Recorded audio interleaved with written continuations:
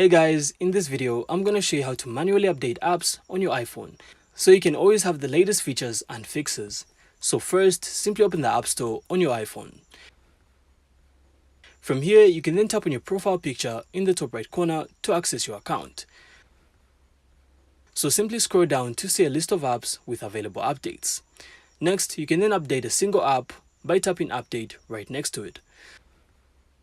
So to update all apps at once, you can then also tap Update All at the top of the list.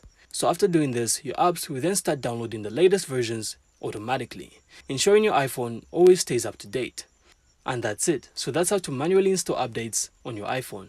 So I really hope you found this insightful, and if you did, then make sure to leave a like and of course subscribe. Then we'll see you on the next one.